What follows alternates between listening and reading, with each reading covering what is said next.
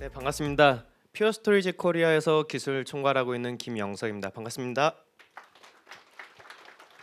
네, 저희가 탑 커스터머 데이를 매년 진행을 하는데요. 4년 만에 이렇게 오프라인으로 해서 감회가 새롭습니다. 이렇게 퓨어 스토리지 코리아가 이렇게 여기까지 올 수 있었던 게 모두 여기 계신 고객분들, 파트너분들이라 생각을 합니다. 그래서 저희가 의미 있는 세션이 되도록 알차게 좀 준비를 해놨거든요. 저는 이번 세션에서 ESG에 대해서 좀 말을 하고자 합니다. 지금 타이틀에 보시면은 ESG 앞에 중요한 키워드가 하나 있거든요. 그게 바로 지속 가능성입니다. 저희 기업들은 비재무적인 평가에 이제 많은 관심을 갖고 있고 이런 ESG적인 측면에서 어떻게 접근을 하는지 좀 이야기해 보도록 하겠습니다. ESG 여기 계신 분들은 다들 들어보셨죠? 이미 ESG 얘기가 굉장히 오래전부터 나와 있습니다. 하지만 사실 IT까지 올 때까지는 굉장히 좀 많은 시간이 걸렸는데요. 짧게만 말씀드리겠습니다. 이 환경 그리고 사회 그리고 구조에 대해서 얘기를 하는 어떤 측정 비재무적인 측정표가 될 것이고요. 저는 그 중에서도 오늘 IT 분야에서 environment 환경적인 요소에 대해서 조금 더 집중을 하고 싶습니다. 그러면은 ESG에 대해서 저희가 얘기를 하기 전에 ESG가 어떻게 시작을 했고 그리고 현재까지 어디까지 움직임을 갖고 왔는지에 대해서 좀 말씀을 드리면요. 제일 먼저 처음 ESG라는 단어가 시작된 거는 2004년 유엔에서 글로벌 컴팩트에서 시작을 했습니다. 그 다음에 실질적으로는 2005년에 UN PRI라는 기구가 생성이 되면서 책임 투자 원칙을 제정을 하면서 시작이 됐다고 보시면 되겠습니다. 가장 중요한 핵심 요소는 이제 기업들이 책임 경영을 해야 된다라는 얘기입니다. 사실은 기업들의 목표는 정확하죠. 이윤 추구입니다. 거꾸로 말하면은 이윤 추구를 다시 생각해 보면은 결과물이 나와야 된다는 뜻이죠. 근데 더 이상은 이런 결과만을 따질 게 아니라 어떤 그 과정들도 같이 챙겨야 된다. 왜냐하면은 환경이 망가지면은 기업을 비즈니스를 계속 이어갈 수 없다라는 그런 측면에서 ESG가 탄생하게 되었습니다. 근데 사실 보시면은 2005년에서 2018년, 13년이 걸렸잖아요. 별로 확산되지 않았습니다. 왜냐하면은 처음에 출시됐을 때는 기업들이 어떤 숙제 같은 거죠. 굳이 안 해도 됐던 정보를 내가 제출해야 되고 그걸 위해서 TF팀을 만들어야 되고 그러다 보니까 서로 눈치 보면서 이제 유야무야 됐었는데 더 이상 미루면 안 된다고 하는 어떤 큰 계기가 있었던 게 바로 2018년 10월에 있었던 지구 온난화. 그래서 지구 온난화 1.5도씨 특별 보고서에서 ESG를 다시 한번 강조를 하게 되었습니다. 이때 가장 핵심 내용은 산업화 이전에서 2100년까지 지구 온난화 기온이 1.5도 올라갔을 때와 2도씨 올라갔을 때를 비교를 했는데요. 2도씨 올라갔을 때는 정말 굉장히 크리티컬한 인류의 리스크를 가져온다라고 보고가 되어 있습니다. 저희들이 뭐 재난 영화 투모로우 같은 거를 보면은 과학자들이 어떤 현상을 분석해 가지고 이제 정말 큰일 납니다. 다들 이제 경각심을 가져야 됩니다 하는 그런 영화적인 얘기가 실질적으로 일어났다는 얘기인 거죠. 그래서 모든 기업들이 이제 특히나 이 1.5도씨를 마지노선이라고 이렇게 선언을 했거든요. 그럼 1.5도씨 2100년까지 1.5도씨 올리는 것을 지키기 위해서는 처음에 저희 비디오에서 말했듯이 이산화탄소의 배출량을 2030년까지 45%, 2010년 대비 45%를 줄여야 됩니다. 그래서 이제는 탄소 중립을 제한하는 시기가 된 거고요. 2019년에 이런 것을 UN 클라이메이트 액션 서밋에서 발표를 했습니다. 탄소 중립을 선언을 한 거죠. 제일 먼저 EU가 가입을 했고요. 그 다음에 다음 달 2019년 10월에 한국도 탄소 중립국을 선언을 했습니다. 목표는 2050년까지 넷제로를 하는 게 목표고요. 저희가 알게 모르게 한국은 이미 2050년에 탄소 배출 넷제로를 향해서 달려가고 있다는 것을 기억해 주시면 감사하겠습니다. 그래서 마지막으로 2021년 12월에는 유엔의 COP26에서 정부뿐만 아니라 대다수의 기업들도 같이 탄소 배출을 감소하겠다라고 발표를 했습니다. 그래서 저도 사실 굉장히 궁금했거든요. ESG라는 메시지를 여러분들에게 계속 많이 저도 전달하고 저도 배우고 하고 있지만 실질적으로 관심도가 높아졌는지 궁금해서 제가 구글 트렌드를 한번 검색을 해봤습니다. ESG라는 키워드로 분석을 해보니까 딱 2019년 9월 기준으로 관심도가 굉장히 높아졌다는 걸 확인할 수가 있었습니다. 그래서 이제는 한 번씩은 다들 ESG가 뭔지는 들어보셨을 거라고 믿으면서 다음 점표로 넘어가도록 하겠습니다. 자, 그래서 ESG가 중요한 걸 알았어요. 알아가지고 모든 기업들이 이제 비재무적인 이런 측정을 다 제공을 해야 됩니다. 그러다 보니까 어떻게 됐냐면은 이 측정하는 기관들이 컨설팅 기관들이 굉장히 많아졌습니다. 우후죽순 많아진 거죠. 춘추전국 시대처럼. 그래서 2023년까지 와가지고는 이제 어느 정도는 좀 많이 추스려졌습니다. 그래서 대표적으로 ESG의 어떤 측정 기관들을 대표적으로 이렇게 7가지, 8가지 정도로 추릴 수가 있었습니다. 이 중에 제가 3가지 정도를 말씀드릴 건데요. 첫 번째가 GRI입니다. GRI는 글로벌 지속 가능성에 대해서 어떤 가이드라인을 제시하는 기관이라고 보시면 되고요. 특징은 이해 관계자를 대상으로, 그러니까 투자자를 대상으로 어떤 지속 가능 경영 보고 라인을, 가이드라인을 제공해야 된다라고 하는 기관입니다. 두 번째로는 ISSB인데요. 사실은 ISSB보다 SASB라는 말이 더 친숙하실 수 있습니다. SASB, 지속 가능한 회계 기준 위원회의 어떤 그 툴이었는데요. 작년 3월부터 ISSB로 통합이 됐습니다. 가장 큰 특징은 여기는 산업 부문별로 ESG의 이슈에 대해서 비교해서 측정한다는 점인데요. 이게 이제 가장 ISSB로 가면서 가장 좀 큰 어떤 측정 지표가 되고 있습니다. 자, 여기까지는 어떤 공공성에 대한 부분으로 좀 얘기를 드릴 수 있는데요. 사실은 기업이 하는 일이다 보니까 이윤추가 반드시 들어갑니다. 그러다 보니까 투자가 들어갈 거고 투자자들이 굉장히 그 기업이 정말 계속 비즈니스를 할 수 있는 회사인지 궁금해하거든요. 그러면 그런 걸 평가하는 가장 대표적인 게 모건 스탠리죠. 그래서 모건 스탠리의 MSCS ESG 지수를 굉장히 많이들 사용하고 계십니다. 여기에서는 10개 주제 그리고 35개 핵심 이슈에 대해 가지고 ESG적으로 메터링을 해서 트리플 A에서 트리플 C까지 총 7단계 등급으로 부여를 하고 있는데요. 여기 계신 이제 삼성, SK, 카카오, NC 모두 다 리더 그룹으로 지금 등록이 되어 있습니다. 그 다음으로는 국내에서는 이제 KCGS, 서스틴베스트, 대신경제연구소에서 각자 국내에 어떤 국내에 맞는 측정 방법을 제공해드리고 있습니다. 자, 이렇게 ESG가 어떻게 걸어왔고 어떤 측정을 하고 있고 어떻게 정보를 제공하고 있는지에 대해서 좀 말씀을 드렸는데요. 이번에는 그럼 IT 회사에서 사실 ESG는 탄소 배출에 대해서 특히 이 환경에 대해서는 탄소 배출을 꼭 생각을 해야 되지 않습니까? 근데 탄소 배출은 쉽게 생각하면 어떤 제조업에서 많이 발생을 하거든요. 철강이라든가 아니면 어떤 제품을 만드는 회사에서. 하지만 IT 산업은 어떤 거예요? IT 산업은 어떤 제품을 눈에 보이는 제품을 제공하는 산업이 아닙니다. 데이터라는 무형의 자산을 가지고 고객에게 가치를 딜리버리하는 그런 산업군이라고 알고 있습니다. 그러면 IT 산업은 ESG하고 무관할까요? 그렇지 않습니다. 지금 자료는 제가 작년 12월 달에 IDC가 내년 트렌드를 보고하는 자료 중에 하나를 발췌를 한 건데요. 딱 하나만 기억하시면 될 것 같습니다. 2024년까지 대부분의 기업 55%가 탄소 배출에 대해서 정량화하고 이걸 보고하는 게 의무화될 것이다. 현재는 30%다라고 얘기를 했거든요. 그럼 1년 사이에 사실 2배 가까이 늘어난다는 얘기고요. 중요한 부분은 50%가 넘는다는 부분입니다. 그렇게 되면 누구나 이제 점점 더 ESG적인 메시지를 강조를 하게 될 수밖에 없는 흐름이 되는 거죠. 그래서 여기에서 가장 초점을 해야 되는 거는 지속 가능한 성과. 가장 큰 얘기는 에너지 사용량이 그 포커스가 될 것입니다. 그러면은 탄소 발자국, 그러니까 탄소의 그 배출은 어떻게 정의가 되고 어느 분야에서 우리가 봐야 되느냐라고 했을 때 보시는 것처럼 크게 3가지 스콥으로 저희가 정의를 할 수 있습니다. 스콥 1이 처음에 말했던 것처럼 제조업, 어떤 공장이나 시설에서 생산 활동을 하면서 직접적으로 탄소를 배출하는 쪽을 스콥 1이라고 하고요.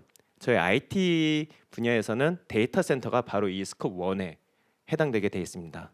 스콥 2는 뭐냐면은 그 시설을 가동하기 위해서 드는 어떤 유틸리티입니다. 전력이나 수도, 가스 이런 에너지들을 말을 하고 있습니다. 그래서 사실은 스콥 1과 스콥 2는 하나로 묶어서 같이 얘기를 하고 있습니다.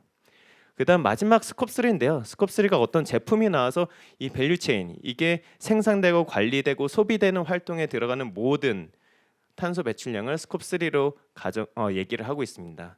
저희 퓨어 스토리지는 제품을 납품해서 고객사에 저희 스토리지 제품을 전달드리는 회사인데요. 그러다 보니까 저희는 가장 큰 분야가 이제 스콥 3로 들어가게 되어 있습니다.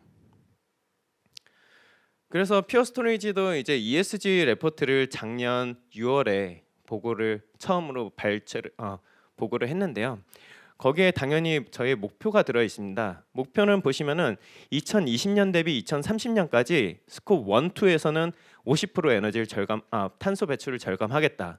스콥 3에서는 66%를 절감하겠다라고 얘기를 했습니다. 자, 그럼 어떤 기준이냐라고 하면은 스콥 1, 2에 대해서는 사실은 어떤 생산 활동이잖아요. 생산 활동은 사실 임직원들이 다 일을 해야 되는 부분이 있기 때문에 임직원들이 뭐 출근을 할 때 드는 어떤 이산화탄소 발생도 다 포함이 됩니다. 그래서 이런 것들을 포함해서 임직원당 목표로 저희가 탄소 배출 감소를 잡았습니다. 그럼 스콥 3는 뭐냐? 저희 제품은 뭐죠? 네, 저희는 스토리지를 납품하는 기업이죠. 그러면 스토리지에 출하된 페타바이트당 탄소 배출량을 측정을 하겠다라고 기준을 잡았습니다. 그래서 출하된 제품의 페타바이트당 탄소 배출량 감소를 스콥 3의 목표로 잡았고 2040년까지는 넷제로로 스콥 1, 2의 탄소 배출량을 넷제로로 만들겠다라는 저희의 목표를 잡았습니다. 네, 여기까지 이제 퓨어 스토리지 ESG가 어떻게 흘러왔고 IT에서 왜 어떤 분야를 관심 가져야 하고 퓨어 스토리지가 왜 ESG 메시지를 했는지에 대해서 간단히 말씀을 드렸고요. 그럼 실질적으로 저희가 IT에서 어떻게 활동해야 될지 들여다보도록 하겠습니다. 에너지 사용이랑 지속 가능성에 대해서 IT의 역할은 바로 이겁니다. 데이터 부분이 가장 키워드입니다. 제가 요즘에 관심 있게 보는 뉴스 중에 하나가 인구수 감소거든요. 사실 한국이 2세대 지나면 굉장히 이제 인구수가 떨어져서 굉장히 리스크하다, 크리티컬하다라는 뉴스를 많이들 들어보셨을 거고 얼마 전에 제가 중국이 처음으로 전 세계 인구 1위를 뺏겼습니다. 인도에 뺏겼더라고요. 그러니까 인구수는 사실 저는 계속 늘어날 줄 알았거든요. 왜냐하면 인구 늘어나면 그만큼 가속화돼서 늘어날 줄 알았는데 그렇지 않더라는 거죠. 하지만 곰곰이 생각해 보면은 앞으로 시간이 흐르면서 줄어들지 않는 자원은 딱 하나 있습니다. 데이터입니다. 왜냐하면은 이미 모든 스마트 기기들이 다 나와 있죠. 그리고 각 기기들은 자체적으로 데이터를 생성해냅니다. 이 생성한 데이터를 어떻게 하나요? 또 저희가 또 병합해가지고 또 다른 생성을 만들고요. 그걸 또 보고용으로 또 다른 데이터를 만들고 데이터가 데이터를 만든 시대가 되었습니다. 그래서 데이터는 계속적으로 증가를 할 거라고 모든 기관들이 예측을 하고 있는 거죠. 그럼 데이터 증가는 ESG 측면에서 보면은 에너지 사용의 가속화를 낳을 뿐입니다. 자, 그러면 이런 데이터를 관리를 할 때 데이터 센터에서 스토리지가 소비하는 전력 예산은 2020년에 20% 미만이었습니다. 하지만 2030년까지는 거의 2배로 증가해서 40%가 될 거라고 가트너가 예측을 하고 있습니다. 여기에서 조금 더 들어가서 얘기를 하겠습니다. 데이터 센터에 대해서 한번 얘기를 드리고 싶은데요. 지금 딱 눈에 딱 하나 보이실 거예요. 1%. 전 세계 에너지의 1%를 데이터 센터가 사용한다고 작년 중순에 발표를 했습니다. 근데 제가 어제 다시 한번 확인해 보니까 2에서 3%로 늘었더라고요. 그러니까 불과 6개월 만에 2에서 3%가 늘었습니다. 전 세계 에너지 사용량에 대해서. 근데 더 충격적인 거는 2025년까지 최대 20%가 늘 거라고 얘기를 하고 있거든요. 그럼 2025년이면 2년 뒤죠. 2년 만에 전 세계 에너지의 사용량이 데이터 센터가 20배가 는다는 얘기입니다. 이렇게 기하급수적으로 늘어나는 것은 데이터 센터밖에 없을 것입니다. 그러면 ES적인 측면에서 이런 IT의 데이터를 잘 관리하기 위해서는 답은 효율적인 제품을 구축하는 것밖에 없습니다. 퓨어 스토리지는 항상 그렇게 해왔습니다. 퓨어 스토리지는 탄생부터 지속 가능한 IT 제품을 제공하는 걸 목표로 시작을 해왔고요. 저희들은 올플래시 그리고 항상 중복 제거 압축을 누구보다 잘해오고 Always On으로 제공해드리고 있습니다. 그리고 저희 에버그린 아키텍처라고 해가지고 저희 어떤 새로운 노후화된 스토리지를 교체하실 때는 컨트롤러 교체해서 새로운 컨트롤러 넣는 걸로 그냥 무중단으로 마이그레이션 없이 자동으로 이렇게 진행을 하게 되어 있거든요. 이런 에버그린 아키텍처를 쓴다는 얘기는 전자 폐기물을 최소화할 수 있다는 겁니다. 노후화된 거에서도 이제 쓸 수 있는 것들이 있잖아요. 샤시 같은 경우는 그냥 어떤 철 껍데기일 뿐입니다. 이런 것들은 충분히 재활용을 할 수가 있습니다. 그래서 재활용할 수 있는 것은 최대한 재활용하고자 이런 에버그린 아키텍처를 저희가 출시부터 넣어놨습니다. 에버그린에 대해서 조금만 더 말씀을 드리면은 에버그린을 제가 많이 이렇게 소개를 드리거든요. 네, 에버그린은 대표적으로 노후화된 스토리지를 신규 스토리지를 바꿀 때 제일 고민하시는 다운타임이나 마이그레이션을 초점을 갖고 얘기를 많이 드렸습니다. 오늘은 그 얘기 하지 않겠습니다. 오늘은 ESG의 이 관점에서 말씀드리겠습니다. 저희가 노후화 스토리지 교체는 5년에서 7년마다 교체할 때마다 가만히 생각해 보시면은 구후 장비를 딱 운영을 하고 있고 신규 장비가 들어오면 구 장비를 바로 빼나요? 그렇지 않죠. 왜냐하면은 신규 장비에 어떤 새로운 OS나 새로운 어떤 기능이나 이런 것들을 검증을 해야 됩니다. 제대로 되는지 다들 검증을 하실 거예요. 그래서 보면은 보통 한 달에서 길게는 금융권 같은 경우는 1년까지도 이런 것들을 검증을 하고 그 다음에 노후화된 스토리지를 제거를 합니다. 그 얘기는 뭐냐면은 1년 동안 기존의 구 스토리지 그리고 신규 스토리지를 같이 데이터 센터에서 운영을 해야 된다는 거죠. 예를 들어서 좀 더 공격적으로 저희가 10페타바이트의 데이터를 운영하고 있는데 노후화 스토리지 교체를 위해서 1년 동안 20페타를 운영해야 된다는 얘기입니다. 그만큼 에너지의 오버 소비가 발생을 하는 거죠. 근데 퓨어 스토리지는 지금 보시는 것처럼 까만색은 이제 블록 스토리지입니다. 그리고 하얀색이 이제 뒤에서 말할 오브젝트 나스 스토리지인데요. 저희는 샤시 안에 블록 스토리지는 컨트롤러가 2개 들어 있고 오브젝트 나스는 10개에서 15개의 블레이드로 구축이 되어 있습니다. 블록 스토리지 얘기하면은 저희는 모두 다 동일한 퓨리티라는 동일한 OS를 쓰거든요. 그러니까 그 말은 거꾸로 말하면 기존에 잘 써왔던 스토리지가 신규 스토리지를 가서 바뀌는 게 아무것도 없습니다. 하드웨어랑 새로운 피처가 더 들어갈 뿐이지 잘 쓰던 거 그대로 잘 쓰시면 되는 거거든요. 굳이 검증할 필요가 없습니다. 자, 그러면 교체할 때는 어떻게 하느냐? 옛날 컨트롤 하나 빼고 신규 컨트롤 넣고요. 두 번째 컨트롤 빼고 두 번째 컨트롤 넣습니다. 40분 안에 마이그레이션이랑 다운타임 없이 모든 게 끝납니다. 추가되는 오버되는 에너지 소비도 없는 거죠. 그래서 이런 에버그린 아키텍처. 그 다음에 또 하나 얘기하는 게 자원을 그대로 쓸 수 있는 건 그대로 더 쓸 수 있잖아요. 그래서 저희가 어떤 폐기물의 절감을 가져갈 수가 있습니다. 예, 시작부터 저희가 지속적인 IT 제품을 출시하기 위해서 노력을 했다고 했는데요. 그 영역에 대해서 몇 가지만 좀 말씀드리고자 합니다. 저희가 2012년에 저희는 다 아시죠? 저희는 올플래시 스토리지만 다루고 있습니다. 하드디스크는 어떤 기계적 구동부가 들기 때문에 전력을 더 많이 쓰고 그만큼 냉각 그 발열량도 많습니다. 올플래시는 전력을 거의 안 쓰죠. 그래서 저전력을 저희가 들어왔고요. 누구보다 빠르게 NVMe SSD를 탑재를 했습니다. 그리고 2020년에는 올 QLC 저희가 제일 빠르게 올 QLC로 왔습니다. 저희가 처음 NVMe 왔을 때 시장에서 아직 NVMe 이르다라고 했거든요. 근데 결과적으로 2년 3년 지나니까 모든 스토리지 벤더가 다 NVMe를 들고 오더라고요.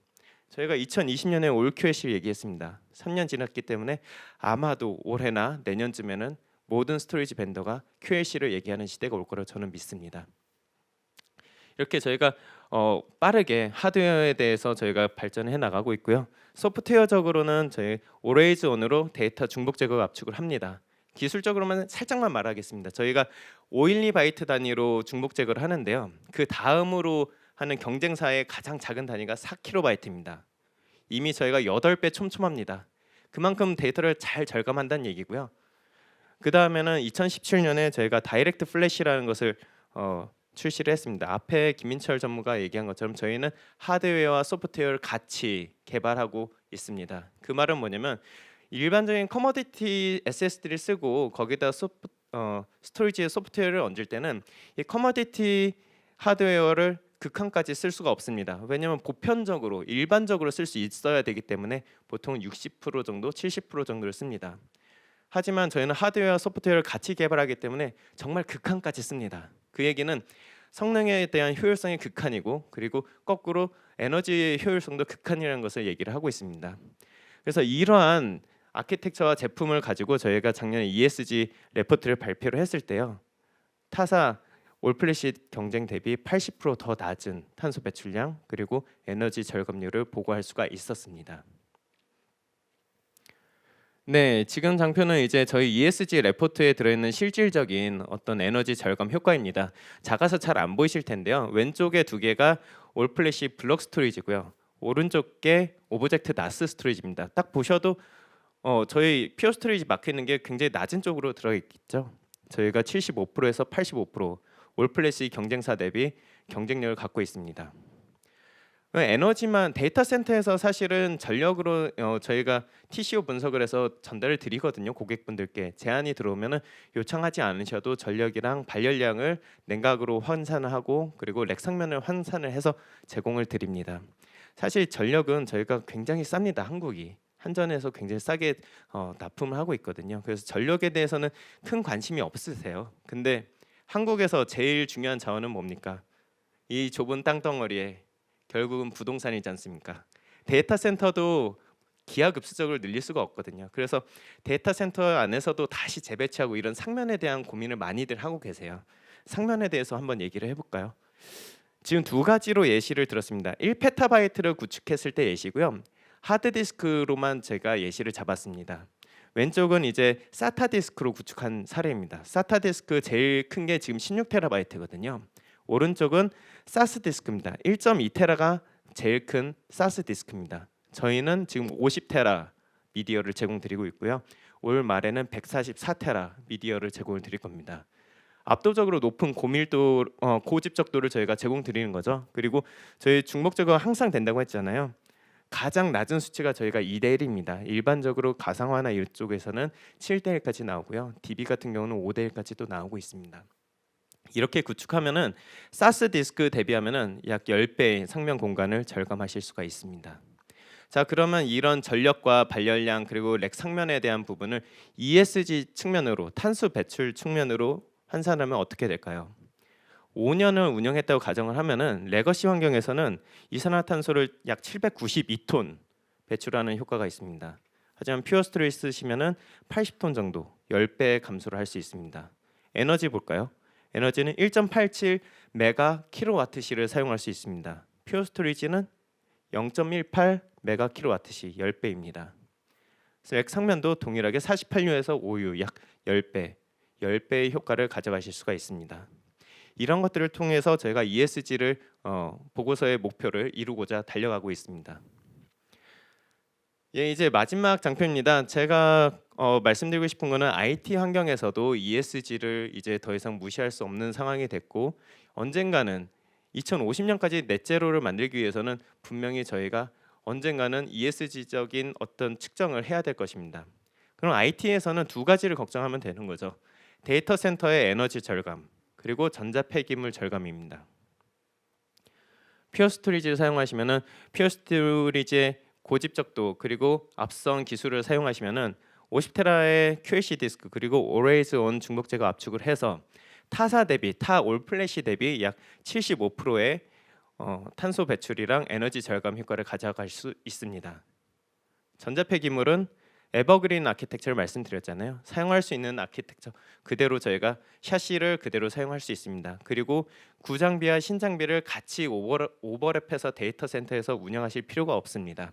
그렇기 때문에 약 전자 폐기물을 절감할 수가 있고요. 그리고 높은 미디어 앞에 말한 이 미디어까지 다 포함하면은 굉장히 작게 컴팩트하게 들어가잖아요. 그래서 그만큼 전자 폐기물을 줄일 수 있다. 그래서 실질적으로 저희가 6년 전에 구매한 고객들이 이제 계속 에버그린으로 신규 스토리지로 업그레이드해서 사용하시는 비율이 97%입니다. 이렇게 퓨어 스토리지는 지속 가능하게 비즈니스 할 수 있도록 IT 기업에 도움을 드리고 있습니다. 네, 긴 시간 경청해 주셔서 감사합니다.